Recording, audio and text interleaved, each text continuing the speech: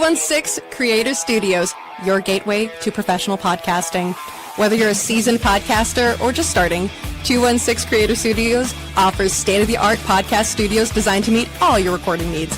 From crystal clear audio quality to a comfortable creative space, we've got you covered. With fully equipped rooms, expert support, and flexible booking options, you can focus on what matters most, your content. Join us and bring your voice to life in the best environment for podcast creation. 216 Creator Studios is here to help you create something extraordinary.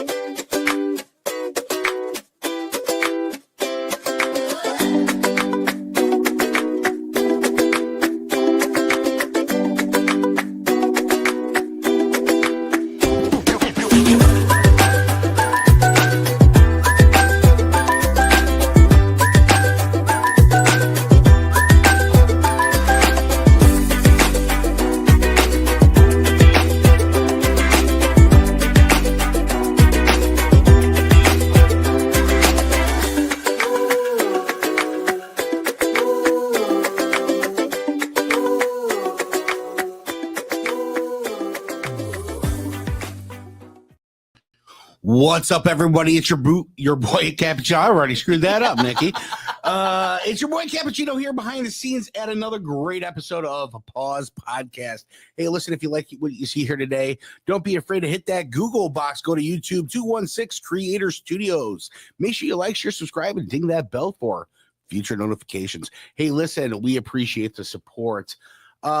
Nicole has a bundle of love in her arms today. She's got her superhero cape on. She's out saving animals, one animal at a time. And I think now there probably is at least over a dozen in the house of animals. Is that right? Yes. Yeah. We were up to 19 fosters this last month. Whoo, man. Wow. Yeah, it's a little kitten crazy at our house. Yep. And the hubby's back. Yes. You know, hubby's hanging out behind the scenes here with us today. It's always good to see Scott. You know, he is real, people. I swear to God, one day we'll have him on camera. You know, it's got to be nice to have that a little extra hand, a little extra help now that he's back, because he's out saving the world, doing his own thing too. You know, right? You know, right? Yeah. At the table today, we see the beautiful, beautiful bird, and her, I don't know, master slave. I don't know at this point how that really works. Why don't we introduce our guest, Nikki? I will. So this is Carissa. She is the founder and CEO of Milk and Honey Sanctuary. And this is Joe with her. And Hi, I'm going to let her tell us about Joe. So, as you said, this is Joe. He is a now 9-year-old Camelot macaw. So he is a rescue. I got him from a rescue down near St. Louis. He is my personal bird, but I use him as the mascot for the sanctuary. Sure. He's very difficult. Yeah, that's kind of it. He's very difficult. Did he come that way? Yes. Oh, he did? Yeah, How old was he when you got him? He was 7. So I've had him for a little under 2 years. He has come a very, very long way since he came home. He used to take chunks out of me like daily. Oh, ouch. Yeah, so he still bites because he's a large. He used to take chunks out of you. Yeah, I've got the scars to prove it. Hey, us people who do fostering and rescuing, we get bit, scratched. Oh yeah, oh absolutely. Yeah, well, I'm looking at the beak, right, and I'm like, wow. He needs a trim right now. Right, Joe? Yeah. Oh yeah. Nope, don't do that. Let's not anger the bird. It's okay, Joe. We love you. You know, I love how he looks at me upside down. That's exactly how my kids look Now, at me. does he see from the side or can he see forward too? He can see forward. He can see forward just like us, even though his eyes are back further. Yeah, and as you can see, his head turns very far, so he can see everything. That's he's 360. Yeah, he's very aware. So, question for a bird like that, and I don't know if this is a myth, but I heard colorful birds can see in color, but other birds don't. Is this a wives' tale? Is this a true statement? I've never heard that before. Okay, so am I showing my age, Scott? I mean, have you heard that? I know You've they heard have that. very You haven't good heard that? vision. So it's just They have me, very good obviously. vision. They do, yeah. I might be making that up now, I guess. I don't know. I've never heard that. They do have great vision. Do they? Yeah. I'm not fully aware of the spectrum of colors that they can see. I've never really looked into that. But I know that generally speaking, they have good vision. Well, listen, folks, if you, because now I feel crazy, drop it in the comments. Drop it in the comments if you've heard that or not, or if you have a thought to that. We'd love to see those. So how long, well, first of all, what got you involved onto this? Like with birds, with the sanctuary? Yeah. I guess you can tell us whatever you want. The sanctuary, birds. Start way back into the day. What said, this is what I want to do, right? Yeah. Well, we could be here forever if I gave that full story. I will start with, I have always loved animals. Like everybody around me always knew I would do something with animals.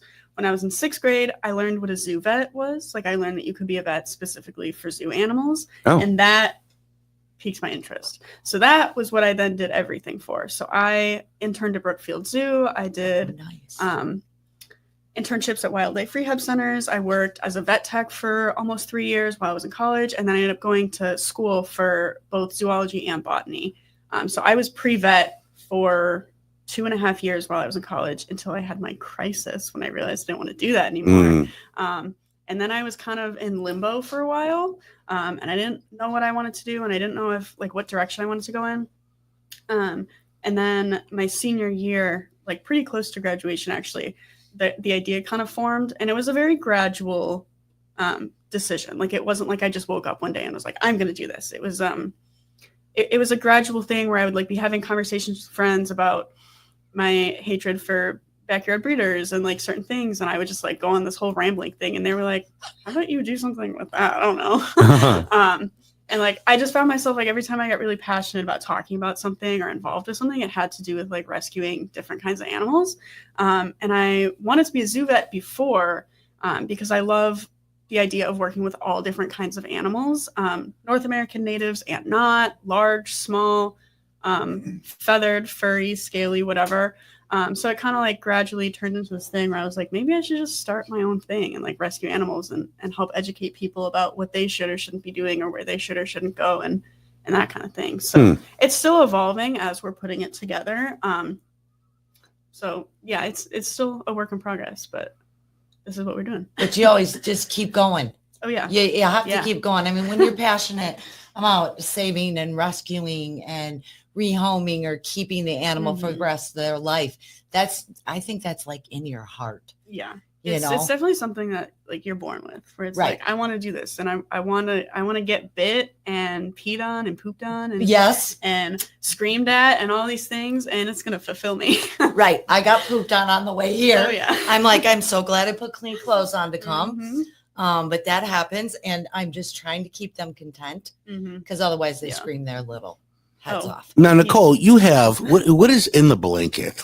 You tell the audience what we got going here. You can't see them because they're quiet, but they're 2 bottle-fed babies, and they're very needy. And if I'm not rocking them or feeding them, they cry. Right. So baby kittens. Baby kittens. Okay, well, we got to throw the word kitten in there, otherwise kittens. people are gonna be So she's got 2 babies in that blanket. Here. And for some reason, they want to be close to my heart. I don't know why. Your mama. That's what it is. And they're happy. That's awesome. Yeah, that's awesome. I got to hold one. Super cute. They definitely like to meow a lot. They're meowing. They're very loud. Yes. But that's all right. You're doing a good job. Look, they're quiet. I'm tired. So how long does a bird like that live? He can do 60 to 80.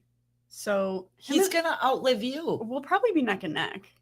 You think so? Yeah. Yeah. The great grandparents in my family have lived a very long time, 90s. So okay. I think it'll be a little game to see who can make it. You can make it that long. Oh boy, Joe. Yeah. What do you think about that? You have anything to say? Oh. Whoa. Okay. He's like, nope, I don't got nothing to say about that. He's just listening. What's his favorite treat? Or what does he like to eat? His favorite treat is pine nuts. for sure. Really? Yeah, I brought some with, but whenever we're like out and there's stuff going on, he doesn't always take it. Yeah. But pine nuts are absolutely his favorite. That is so funny. That is so funny. So tell me about Milk and Honey, what you guys do right now and like future plans. Yeah. So the spiel that I give to people when we go to events and they come to talk to us is that we're an all-species animal sanctuary, and we rescue animals that have nowhere else to go, and they live with us for the rest of their lives. Yay. And then 100% of our sales and donations goes directly back to our animals. Oh. So at this current moment, we don't have any paid staff. Everybody that helps us is helping out of the goodness of their heart. Oh. And so truly 100% of it is going to our animals and what we need to take care of them. So we would love to get some land. We'd love to get 15 to 20 acres or a little less if there's room to grow, so that we could put some larger facilities, be able to take in some more animals, and then allow people to come visit us. We'd love to have people come visit and offer some educational programming like on site and have some classes and stuff like that. But we're not quite there yet because that takes a lot of money. It does take a lot of money. Yeah. So right now we're at a small private location, taking in what we can, and then having a really, really strong focus on education right now, since that's what we can offer with the limited resources and like finances that we have. Right. So yeah, right now we have a bunch of information on our website. Which your website is amazing. Thank you. It is really, really good. I spent over a year putting that together while I was waiting to hear back from like the state. He's got it up there if you want to. We're popping that up here. Yeah, I spent a long time on that. So yeah, I appreciate when people visit it. Yeah, it's beautiful. You did a good job. Yeah. So then it looks like you do more than just birds. Yeah. So is it any animal or anything that we have the licensing and the resources for, we will take it. So if we have space, money, and like legal ability to take something in, we'll take it in. Is there a law for like how much space per animal? Like, how does that work? So when I say licensing, I'm referring to like certain species require certain licensing in different states. Gotcha. So like a lion, right? You would need, right? You need special licensing for that. He's gonna bring up the craziest stuff. Yeah. So I do. That's how I roll. One day, like that's the goal, is to one day be able to be taking in like exotics that were like illegally owned by somebody or being abused or whatever, and take them in and give them a life that they deserve, and then have a facility that people could come visit, learn their story, and be able to connect with them in ways that would help animals in the wild and help with conservation and talk about all of that stuff. So yeah, we're working on all kinds of stuff, but even just like wildlife rehab requires special licensing. Yeah. So like any native animals requires different licensing. So like I would love to one day take in like skunks and squirrels and like do that. But we have to wait until we have land to do that, so that we can build a facility specifically for wildlife rehab and then get the licensing and the staff to do that. So that's the thing that we will eventually have, but don't currently have. Gotcha. So what do you know what you all have and what your volunteers have for different animals? What do you have right now? Right now, the animals up there. So we have dogs, lizards, birds, and then we also have 3 fish tanks as well. And then one of the girls who helps me the most, her name is Maggie. Okay. We love Maggie. Yeah. She has lizards and snakes and turtles, and like she really likes the reptiles and the bugs. She has some tarantulas and stuff. Oh, I don't really. She can do that. I'll stick with kittens. Hard pass from Cappuccino on the reptiles. Yeah, I'll go over there and I'll be like, "How are they doing?" She's like, "Great. Do you want to see them?" I'm like, "Nope. Just let me know they're doing all right." And that's all I need to know. Just want to check that compliance box and we're good. Thanks. So how do people contact you as far as like surrendering an animal, or they found an animal? So we have contact forms all over our website. Okay. And my personal email is up there as well. It's just carissa@milkandhoneysanctuary.org. I respond to everything that I can right now. I mean, we don't get all that many emails, so when I get it, I'm usually able to respond. Yeah, you're really quick. Yeah, because it's just like on my phone, so I just respond right away. Okay. But yeah, anything that anybody has, because we've had people come up to us at events and be like, "I found this baby bird," and I'll be like, okay, listen, either I can help you and I will take them in, or I will help you find somebody who can. I'm never going to leave you out in the dark. Because we've had a few people be like, there's this abandoned raccoon in my backyard.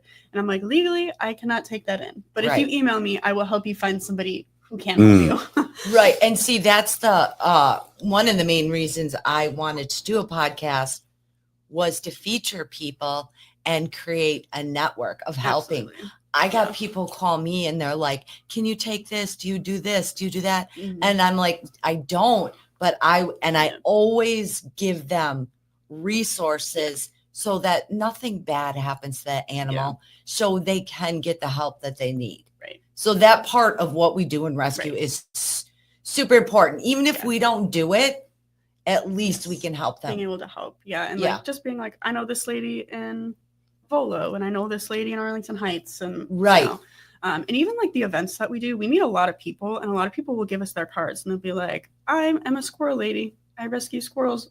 I have like 15 of them. And I'm like, oh, good to know. Yeah, that's cool. Yeah. But people come up to me and talk to me all the time. They're like, oh, I take in like this one very specific animal. And I'm like, all right, good to know. I'll keep your card.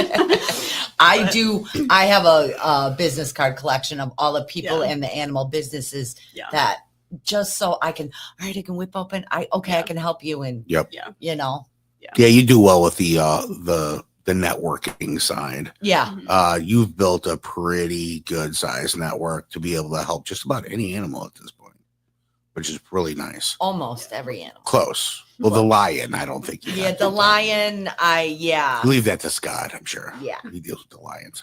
I actually met somebody at our last event who said that they had an uncle that rescued tigers. Oh, wow. Oh, wow. In another state. But I was like, wow, you guys, there are people everywhere. Like, you'd be surprised how many people do like kind of crazy stuff. And I'm like, your uncle does what now? Once you start talking and you're in this world, it is, I mean, and you start talking with people and meeting people and finding out what their passion is, you know, is just amazing. Yeah. It really is. So you don't have any staff. Each person who does keeps them in their home right now. So most of them are at our private facility, which is where I'm at. Okay. The animals that Maggie has are her animals. Okay. Some of them are rescues, some of them are not. I feel weird about like a foster situation with sanctuary animals because I don't want them to have to continue to move around when because the animals that are coming to us because they've already been through a lot and they're not being rehomed. Right. So it's not like a normal shelter. Situation, like a shelter foster situation. So like these kittens I'm fostering and bottle feeding and being their mom. And then they'll find a new home. Right. Yes. Yeah. So like the animals that we have, the idea is that they're coming to us and they're staying with us. So I want to stress them out the least amount as possible. Right. And that means not bouncing them from like different location to different location. So the space that we have is like the small private location that I'm at. Yeah. With like a few exceptions with Maggie. If I had a couple other of our like unpaid staff that wanted to help, I might consider it depending on the situation and what the animal was. But it's kind of situational based. But I don't want to build up this large reservoir of animals and then have to move them and they're scattered. And then they're in different locations. And then if something happens, I'm like, oh, well, you're like 40 minutes from me and I can't get there right now. So I feel most comfortable, at least right now, having them near me. So that's what we're doing right now. And that's also part of why we're fundraising and focusing so much on education right now so that we can get those donations and get that community building with those regular donations coming in so that we can build land, get land and build on it. Correct. Right. Now you have a permanent home for them. And then be able to bring them in and allow them to stay. That's awesome. Not have to stress them out. So when you wake up in the morning, what's the first animal you got to take care of? My dog. Your dog? Yes. My dog. Then I go to the fish, then the geckos, then Joe. And then I eat breakfast. Joe's like, why am I third? Do people really abandon fish? Some of the fish are like from pet stores. Some are like rescues. It's like a weird mix because it started as my personal fish tanks. And then my dad has a couple as well.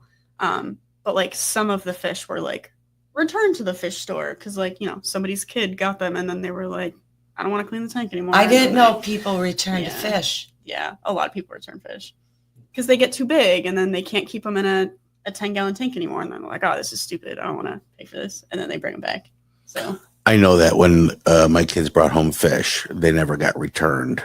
They just got buried. You know, they just kind of. That is, yeah. I just know. That's usually what happens. Right. Yeah. Some people do take really I was good trying care to be of them nice about it. and they grow. But then, like, you need to keep upgrading your Right. tank. You have to change with the fish as they grow. Especially like a lot of the fish that they sell at the fish stores, like you see them in like the like 8-10 gallon tanks. And then like they have stuff written down, like some information written down in there. But you don't realize that if you get a pleco and they live for more than like 3 or 4 years, you're going to eventually have to have like a 70-gallon tank for that pleco. Like they get really big. So you can keep them in a smaller one when they're little, but then you're going to have to keep upgrading as they get bigger. And I think what happens is like people don't really read that. Like they don't read that part, or they think it's going to die before they get to that point.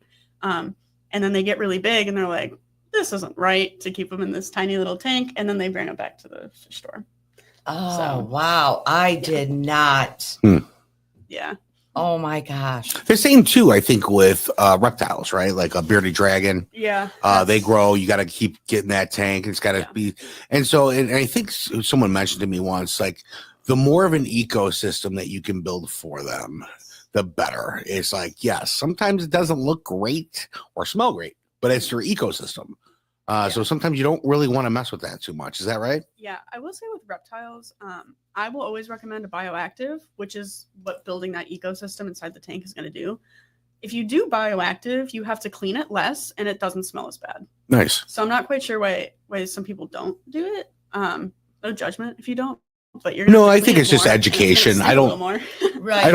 I think some people just like, I want one, and they don't do the homework on it, and they're like, look what I have, you know. Yeah. Just like anything, you know. Ferrets the same way, you know. Like, hey, listen, if you have a crack in your wall, I have ferret's it's going to be a maze for them, and you're not going to see them for a while. And they get a bath. Oh, I didn't know that was a thing. Oh yeah. Huh. Yeah. Every ferret I ever knew was when I was like younger and I'd go to friends' houses and they'd have ferrets. It was like the entire house smelled like ferret. No, our house doesn't smell like that. Interesting. Yeah, well, you got to take care of them. You have to clean all their blankets and hammocks and stuff like that. And ours take a bath and, you know. Yeah, just like any animal. I mean, they have scent packs and a lot of times they're removed. Right. You know, I had a ferret. She was awesome. Pookie was her name. Yeah. Watching her play with a balloon and it's the personality on a ferret is amazing. You know, they climb up on you, they fall asleep on you, they love you. And you know, I do know, and I was saying earlier, is if you have a crack in your wall, you're not going to see them for a while. Oh, right. They're going to go explore everything and they steal everything. Yes. You know, I still lost a shoe that I cannot find. There's a girl on TikTok who has a ferret. She's really cute. And she like every week she has to go look at the different like hiding spots, and it's like under the couch and behind the washing machine. And she'll like pull it out, and there's just like a mound of like socks, and shoes, and like all kinds of stuff. Yeah, they're little thieves. Yeah, my ferret will carry the shoes up the stairs, down the stairs. Wow. He doesn't care, and he's dragging these shoes down the steps or up the steps. It's hilarious. That's funny. I don't know what his obsession with that is. What do you want people to know as what you do? Like, what do you want them to know to not do, or what they should do if you want to do both? Like if they have birds for Joe. Yeah. What should they do for Joe? They should understand how long they're going to live and commit to it. Yeah, that's a commitment. I think that's one of the biggest things is people get them, and or even any animal, like they get an animal for their kid or their teenager because they want a pet, and then they don't realize how long they live when they're actually cared for. And that's why so many of them end up in like rescues and shelters and stuff. Right. Because like every 5-year-old boy that you see with a bearded dragon, they're little bearded dragons. And you don't see very many college age boys with their adult grown bearded dragons. Right. Because they get either they're not taken care of and they don't live that long, or Right. they get returned to like reptile shops or pet stores because they don't want to take care of them anymore. So especially for an animal like Joe, who's going to live like your entire life, basically. Long time. Yeah. Right. Yeah, I think just make sure that you're going to commit to that. And if you're going to move, how are you going to do that with a bird? If you're going to have kids, how are you going to do that with a bird? If you're going Right. to have people over, how are you going to do that with a bird? Yeah. Like, consider all of it. That's great Yeah. advice. And make sure that the habitat that you set up for them Mhm. in your home is adequate for them.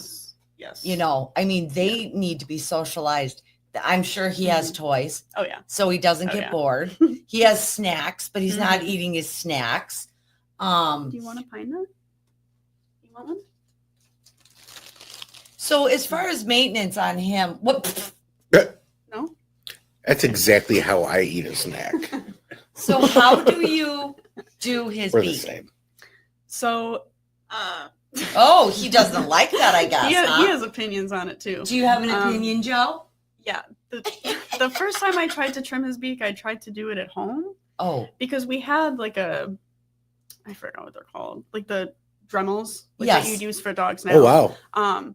He didn't like that. he didn't like that. Yeah, he's gotten me good a few times, biting wise. That was the worst. Well, one of two of the worst. He got me in the knuckle, and I couldn't feel anything past my knuckle, and I was not convinced feeling was ever going to come back. Oh, boy. It did. It was fine. I still have the scar there, and I said, fine, I will not do that at home anymore. So now he goes to the vet, and one okay. person holds him, me, and then the techs will use the Dremel at the vet. And he's okay with that? No. No. Absolutely not. So how do you keep his head straight or So- hold him? I've tried to do like the less restraint thing because some birds do better with less restraint. That's not stress He- them. He will bite you hard.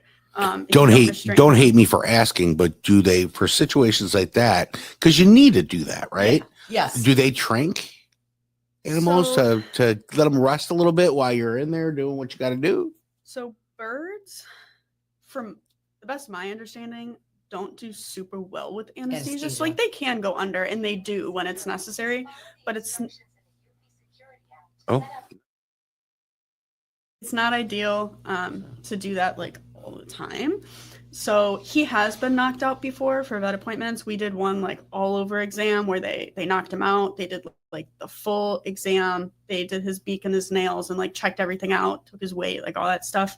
But I don't do that all the time. Right, So when right. he's just going in for a beak and nail trim, I basically like I have a towel like similar to this, and I'll wrap him like this.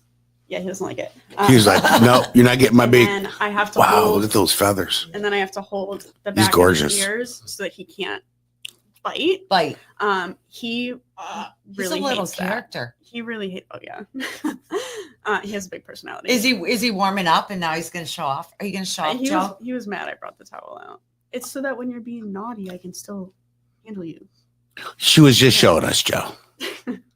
You're okay. Oh. There Yeah, you when go. he gets really stressed, he'll start doing this like honking noise, and that makes me want to cry because then I know he's really, really stressed. Aw. And like, but he still needs his beak trimmed. So we're still working on the best way for him and the best way for me to do it. But for now, we take him. We do like very short sets with it. So I'll restrain him for like 15 seconds. They do what they can. Take a break, redo it, and we don't take off that much. Luckily, he does like try to groom his own beak. So like he rubs it on the perches and Oh, okay. and he like chews on his nails and stuff. So he does a decent job keeping it down on his own, but Yeah, because he doesn't want to go in the towel. He's like, Right. I'm doing this myself. That's right. but like right now he could use a little bit. He Yeah. could use a little bit off. Do you have to get him shots and things, or like what does So he? I think there are like 1 or 2 vaccines for parrots, I think. I have not had to give him anything. He was like, he's had his full exam and stuff when he was the rescue before I adopted him. So like they did everything that they needed to do. I have not been told by the vets that he needs anything else. And he goes in like regularly and whenever he needs stuff. So if they tell me he needs something, I'll do it. But I haven't given him any vaccines or anything. Oh, okay. That's good to know. Yeah. Well, before man, there were no vaccines, so animals still did what they had to do, and their natural immune systems take over, just like anything else, I would think. He might have gotten something like as a hatchling. Yeah. I haven't looked into that because I don't have hatchlings. Gotcha. But yeah, because the place that I rescued him from, the man who ran that rescue was a vet tech, and he like worked with the vet and stuff, and like I trust him 110%. So he never told me I needed to do anything, so I haven't. Yep. Wow. So and it looks like, well, first of all, folks, check them out. Milk and Honey Sanctuary.org. That's milkandhoneysanctuary.org. Go to their website, check them out. If you have any questions about an animal or where it needs to go, best place to go check that out. Now, it looks like you guys were at Long Grove, yeah? Yes. Not too long ago. How did that go? It went really well. That was actually our best event yet for fundraising. So Nice. Nice. Yeah, we did very Did you well. have a slew of animals with you there, or what did you guys do? So we have one animal at a time when we do that. Good, smart. Yeah, it's hard enough to manage like the booth and payments and getting t-shirt sizes for people and answering questions on top of having an animal, especially an animal like Joe who you can't touch him. So like when he's with me, I have to have like my full attention on him. Correct. Because he will bite people. So we do one animal at a time. So we had Joe there one day, and then it was a little cold on Saturday and Sunday because it was an outdoor event. So my dog came with. But we always have an animal with because it draws people in. And then they're like, a dog, I can pet you. And then I can give them the spiel. So I'm getting pooped on right now. Mama kitten. You're the mama kitten getting pooped on. Look at that little kitten. Very stinky. What a cutie. What a cutie. Yep. Pooping on me. What's the next event that you got coming up? So I have feelings about the way that most of these events are run. Most of them give you very last minute notice that like you have a booth space with them. So I'm still waiting to hear back from places. We're hoping to have like June and July should be our busiest months if we get spots at all the places that we've like applied for booth spaces for. The one that I am like really hoping for is Chicago Pride, just because that would be such a huge event. Yes. In the middle of the city. It's a more expensive booth, but they have like over 1 million people a day. But it's a very loving event And normally. I think the rainbow parrot would be 100%. Yeah. 100%. Yeah, that's a seller. People would love pictures of you there. Scott, I need some wipes, please. They're on the couch in the. That's open right there. You just got to be careful of the corner of the desk. They're like 3 or 4 weeks. Yeah, and now they're really So the next steps for Milk and Honey, obviously, is to get a bigger location. And these events that you're doing is helping or trying to help get towards those goals. What would you like to tell the folks out there what they could do to help you out? You have a donate on your page, yes? Yes, we do. We have regular donations available. Oh, you're not in the video. Oh my goodness. Pull this back up. Go to their donate. We have regular donations, like one-time donations available on our site. It will be the first pop-up because we want you to do it. We also have donation subscriptions, so like monthly subscriptions. I'm trying to have like animal sponsorships. So I was just going to ask you that. Yeah, we have the geckos up there. The geckos have an intake fee because they cost a lot of money to bring in for their whole setup. They do. But then it's only like $5 a month because they're geckos. But the way that the site like was allowing me to do it, I was on customer service with like the developer of the site being like, how can I do this? Because I wanted it to have like, so you can sign up and only one person can have it. And I was having issues with it. So you have to check it and just make sure that it says, I need a sponsor. And if it says that, you can click on it and pay for it and it'll go through. Okay. We also have a shop page, which is going to take you to a bonfire page with our logo and our name all over it. So there's a blue here link, click here link. Right down the middle there. Nope, up. Oh, we're too fast. Nico's a little fast on the draw there. In the wipes, please. Description of the shop page, it says click here. Yeah, right there. There we go. And that has all of our all of our hats and t-shirts and everything else available. Okay. Yeah, and 100% of the profits from those goes back to us. So Yeah, so they get something too, right?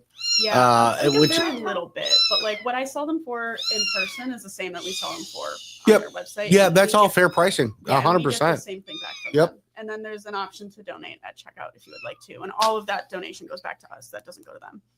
Listen, you know what? I'm going to say it right now. I'll sweeten that deal. Okay. If you're an organization or a business out there and you would like to donate to help Milk and Honey, go ahead onto their store page and mention 216 Creator Studios. And I will set up an interview about your business for free to come in and get an interview about you. But you have to donate. That would be amazing. Absolutely. We're here to help. That's wonderful. Thank you. Yep. Yeah. I That's was awesome. very intrigued by the kitten situation. I see that. Joe, I don't Joe, do you like kittens? for lunch. You do? You like kittens? Meow. What do you think? So cute. You say hello? Can you say Is the meowing throughout the night as well, Nicole? Yes. What is Okay. that, Joe? Think, Joe? Have you It's ever a met a kitty. kitten before? Yeah, keep your distance. Do we have names for the kittens, Scott? You don't know? Say hi, kitty. Scott's like 1 and 2. Does he talk to your dog at home? He tells him to shut up. Oh, he tells the dog to shut up. Oh, okay. Yeah. He says, that's enough. Knock it off. Shut up. When they're That's barking. hilarious. So I want you to tell me about this educational program.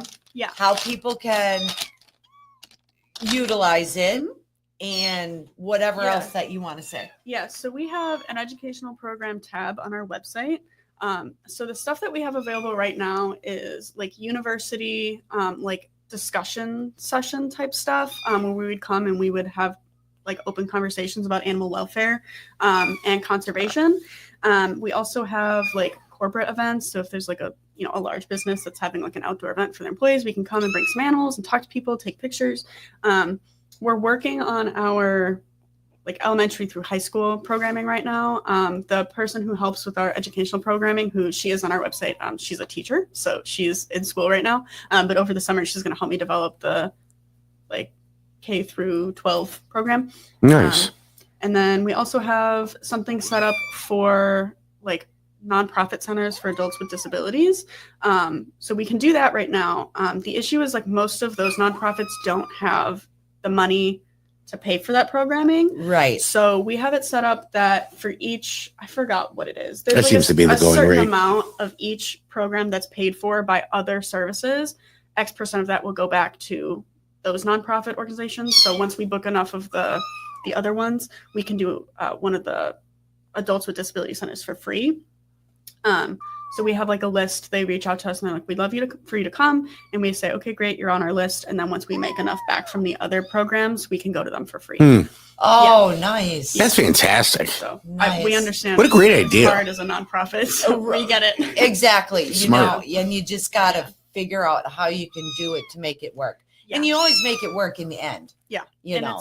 it's hard because like we would love to go do it for free, but we already have no paid staff, and like just like everything that it takes to get everybody together and get the animals and get out there and do all that is a lot. And we wish we could do it for free, but we can't. So we just Right. take X amount per those other ones and then put it towards the nonprofit.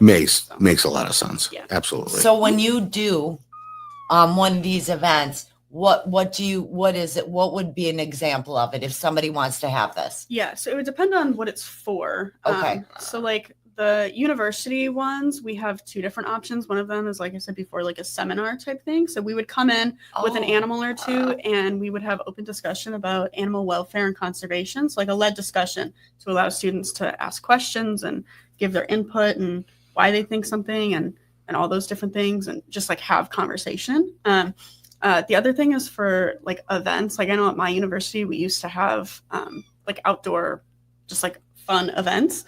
So we could just bring some animals for people to come talk to us, take pictures, that kind of thing. And if the university wanted to pay for some merch, then we could give out some merch to some students as well. Oh. For the like corporate events, we would have a booth and be teaching people about our animals whenever they wanted to come up to us. So if they were interested, they could walk up to wherever we were stationed at the event. They could ask us about our animals. We could share some facts about them, the stories of our specific animals, that kind of thing. And then the K through 12 program, right now, I'm thinking that that's going to be like educational, like assembly type stuff. So we'd show up with some animals, give some fun facts about them, share the personal stories of our animals. It'll look different for like different ages because different ages have different attention spans. Yeah. Correct. But that's what I'm waiting for our educational person to help with because she knows education and schools better than I do. So I'm waiting for her to help develop that. So we're going to put that together this summer. Okay. Well, you can, I'll get you the date and you can practice on us. Oh yeah, that'd be amazing. Yeah. I think that would be really great. And then like I always, when I work with the kids, I always make sure that I let them ask me questions or I question them back. Yeah. Like, do you know what you need to do every day for your animal?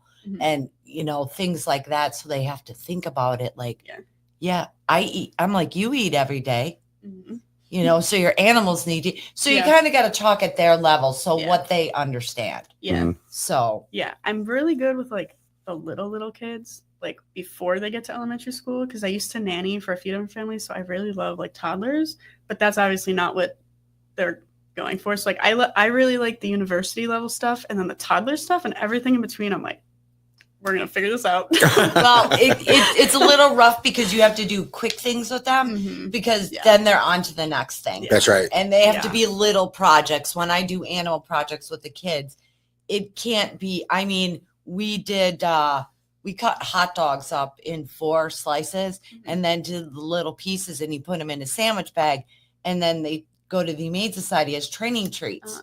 Okay. Yeah. Oh, that's brilliant. I didn't know that was going to be so. I assume they'd eat the hot dogs. Yeah, some of them were eating them. And then I had to give them something safe. So they all had plastic knives. Oh my God. So they're cutting hot dogs with plastic knives and stuff. I mean, but they loved it. Yeah. You know, knowing that they were helping animals out and learning. I think that like the elementary, middle school age kids like to just be doing something. I think they have a hard time like sitting and listening. Right. You have do to that all day at school. So like, so if you give them the hands on while they're listening, then is there anything that people can make or donate or what kind of supplies or? Yeah. So right now we kind of like, we have all of the like enclosures and supplies that we need. We do best with financial donations just because then when we do need something, we can go get it. Put it towards that, sure. Instead of having stuff like sitting around and waiting for when we need it. Right. We have had like tanks and stuff donated to us and we were very grateful for that. But we can only house so much in our small location right now. Right. So I have a couple tanks and like old enclosures sitting around for when we do need them. But we can only store so much stuff. Yeah. So really the best thing for us is just financial donations and then support, like sharing our social media pages and checking out our website. We also have something on our website right now where we're trying to put together a bunch of information about animal care of any and all species that people might keep in their homes. So this is like a decades-long project that I'm starting. But I would like to have the most reliable, largest forum of information possible. So that means collaborative work. So anybody who knows anything about specific species. So like if you're a hedgehog keeper and you just know a lot about hedgehogs, we have a contact form on our website. It's under the animal information page. Yeah. So there's a link for a form that you can fill out as much or as little information as you want, or you can fill out the contact form under it. Any information that you have about animal care that you think would be helpful, we would greatly appreciate. So we're going through and putting all of that information together. We're citing people. So like you'll be put on as a contributor if you fill that out and help us out. We just want to be able to create a space where people can come to one place for like, you know, some kid is like, I want to get a bearded dragon, and they can come here and they can get all the information they need without feeling overwhelmed, but with the resources for it. So it's not just like some random blog that you found or like some Reddit thing where it's like, is this right? Is this not right? Right. Because there's so much contradicting information out there. So we want people to be able to come to one place that they know is reliable, that they know will have everything they need. So it'll have like tank or enclosure size sizes for different species, just information about that pet, what to look out for health-wise, how long they live. And then we would love to even connect that to like conservation. So it's like, if you're going to have a pet parrot, like let's think about the parrots in the wild and how to keep their species out there and like existing in the wild. So we have like some IUCN information about each species as well. That's awesome. Yeah. So we kind of want to help bridge that gap between just like everyday pet keepers and like conservation. Because I think, and you know, that's 100% true for what you said. There's there's overwhelming amounts of information that you can get from the old interweb, right? But are you getting opinionated data or are you getting factual data? Right. And so what you're trying to build is a repository of factual data that people can actually know without being, well, Bob said, Bob doesn't know. Right. Or Don't Bob's just guessing. Google it. How do I, Right. I mean, take care don't of a listen to hedgehog? Cappuccino about birds and colors and seeing color, obviously, right? Because I'm getting my opinionated data from back in the day. you might be right. I don't know. Well, I listen. That's what I heard when I was a kid, but I heard all kinds of things when I was a kid. Right. That I'm now like, that's false, right? So, listen, reach out, milkandhoneysanctuary.org. Go ahead and go to that page if you have information that could help. Factual data, folks. Please submit factual data. Anything that anybody has is helpful. Even if it's like obviously we'd love to get A trick of the trade, maybe, right? Like experts are great, and like people who have like one of the places that has been helping us so far is Parrot Stars in Arlington Heights. We love Parrot Stars. We spend a lot of time in there. I like them. They're a for-profit business and they do breed birds, but they do it the way that it should be happening. Done. Correct. And they make sure that every bird that goes home, you're sitting through that like hour and a half long presentation about how to take care of that bird and how your life is going to change and all that. So we really like Parrot Stars. I reached out to them for help and they gave us a whole bunch of information. So they're going to be one of the sources on our parrot page. And everywhere that we mention any information that came from them, we're citing that it came from them. And then at the bottom of every page, there's going to be a little profile for each person that contributed. And then we'll have another page with like links to their stuff. And like, I think they have a podcast too. So like we'll link their podcast and their website and all that kind of stuff. So like, we also just want help from people who have like kept animals, because some people it's like you might know a whole lot about bearded dragons, but maybe you've never kept them. So there's value in that person who's never kept them but knows a lot, and there's also value in the person who has a vice versa. hands-on experience, lived with them, taken care of them. Yes. So we want to get like all the angles, because there are things that a zookeeper might know about a bearded dragon that a regular person who has them home might not know, but there's also something that person home might know that the zookeeper doesn't, because it's different environments. So we want stuff from anybody and everybody. So, okay, awesome. Yeah, I was very impressed when I saw that, and I'm like, I was gonna fill it out, but I'm like, I really only know cats and dogs. And then fill it out. Give us cats and dogs. We need everything. Yeah. Okay. And then I forgot where I was. Nico knows a lot about unicorns. Pretty sure, or narwhals. Or something like that. I'm sure he can fill out that. We'll vet it out. Yeah. The word when you said collaboration, I think it is very, very important for people in the animal and rescue world to collaborate, because I think if we unify, we can do more. We can help each other. Absolutely. I mean, our goal is always to raise money, but sometimes the education and letting people know is just as valuable as I think depending on where you are and what the situation is, I think it's even more important sometimes. I agree. Because it's great to fundraise and try to rescue animals and foster animals and get them homes. But if we could educate people so that wasn't as big of a need, I think that would. So that maybe they would either keep them in their homes longer or not take in animals that they shouldn't. Right. So if they learn about this one, they might be like, okay, we don't think we can do this. Yeah. But okay, let's read up about this animal. Yeah. Okay, our family can handle this. Yeah. I would also love to have a page. I was talking to a girl who's in charge of our like educational stuff, or helps with our educational stuff. Her name is Holly. She's a teacher. She was talking to me like a couple years ago about like wanting to get a class pet, or like what some of her other teachers were doing for class pets. And she's telling me about what some of the other teachers were doing. And I've also seen some stuff on TikTok, and I'm like, I wouldn't do that. Like that just seems like not a great idea for a classroom full of 6-year-olds. Yeah. So I would love to have a page on like, just like if you're a teacher, like what you could have in your classroom and what kind of information you need to have for that and what kind of money and effort that's going to take on your half and what do you do over the summer and what do you do on weekends and Right. do you want something that your kids are going to be able to go touch and handle, or like can you have an animal that you know they're not going to be able to touch, like Right. you know? So every time I have conversations with different people, it kind of sparks something else that I want to offer some help with. I know that the one classroom when my kids were in school, it was like during the summer, somebody would volunteer to take it home. Mm-hmm.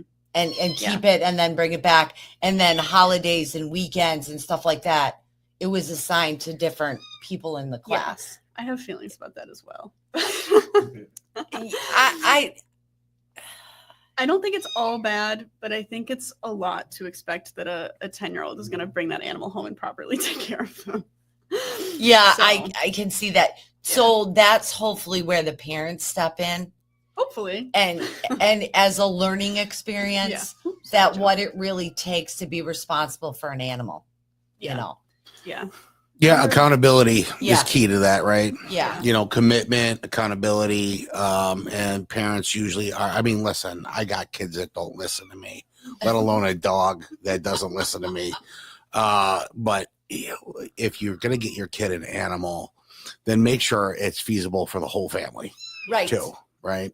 Yeah. And and I love how you said it. Listen, I had a dog. She was a little overbred, and we were expecting our first child. And this dog would run at your ankles and snip at you if you walk by anything of hers. Now I'm going to have this baby crawling around. Mm-hmm. Guess what? I had to get rid of her. Because how do you weigh that out, right? Yeah, she was part of the family and stuff, but she was a little out there. And we always want to make sure that your kids are safe and your animals are safe Right. for both sides of that. Because kids pull ears, tails, poke eyes. They don't know.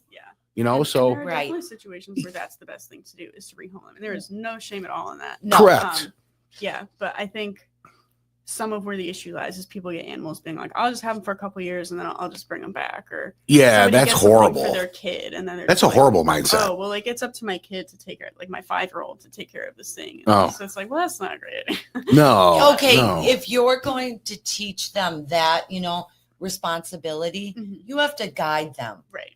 That means you need to learn about it, and Correct. you need to know what needs to happen. And you Right. gotta make sure they're doing It's everything still a together. life. Right. It's not an exactly. object. Yes. Yes.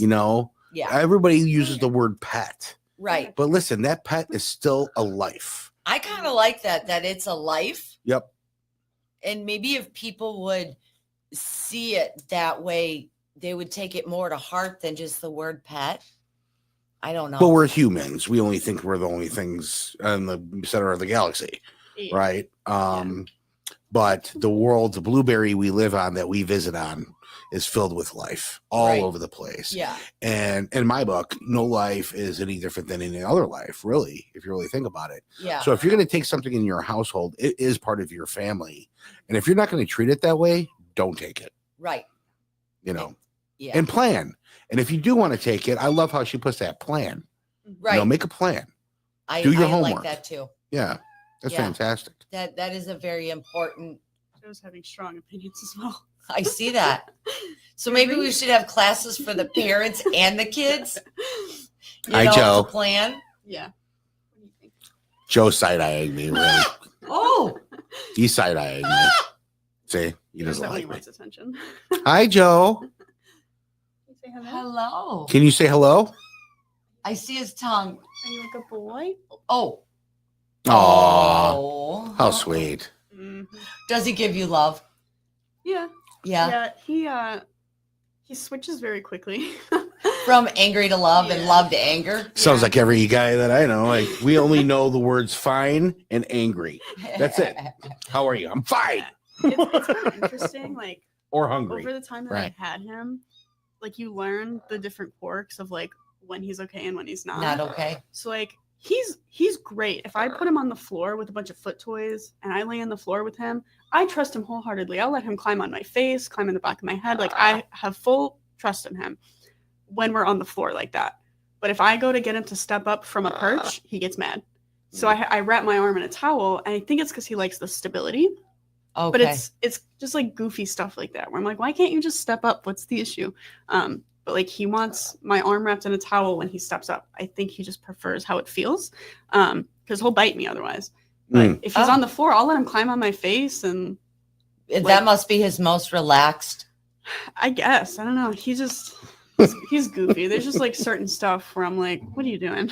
And that's another thing that you bring that up now is that people have to understand that every animal is different, just like humans. Yes. You need to learn what works for them and you. Absolutely. And you can't just say, oh, I had a dog and it did this, that. And then you get a new one.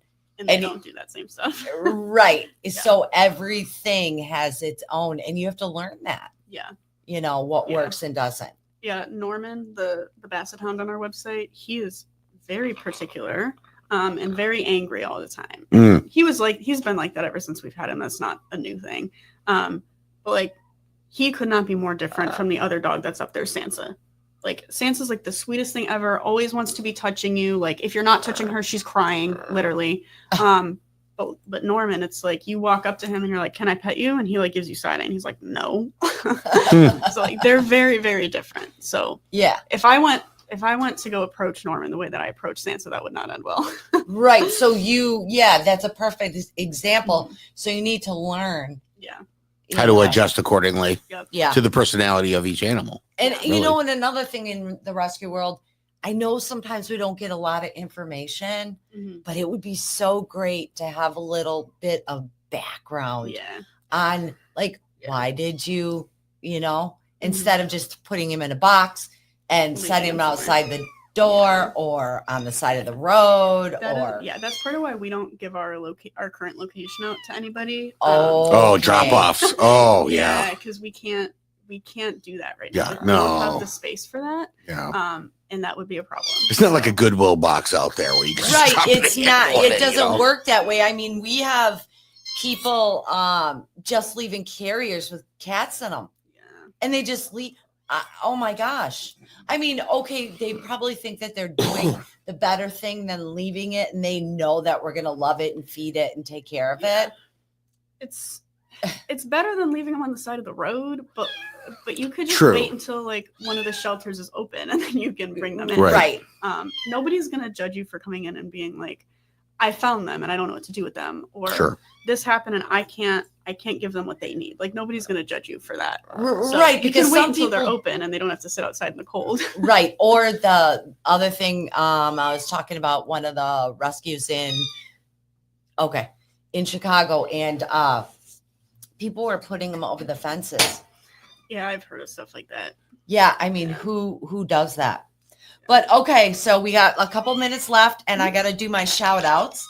That went really fast. I'm so glad that you came. Yeah, I'm glad you asked me to come. It was fun. This is really fun. It's a relaxed atmosphere and you can let people know what your intentions are and what you want people to know. Yeah. And you can also bring a friend. And he's been very good. Yeah, he was on strike too when we got here, so I'm pleasantly surprised by his behavior. I'm glad that he was this good. He's been great. Joe, are you a good boy? He's listening to the kittens. He likes the kittens. Can you hear the kittens? I have done nothing wrong to you, Joe. He side-eyed me still. I don't know. He side-eyes everybody. I have that look. Yeah. What do you got, Nikki?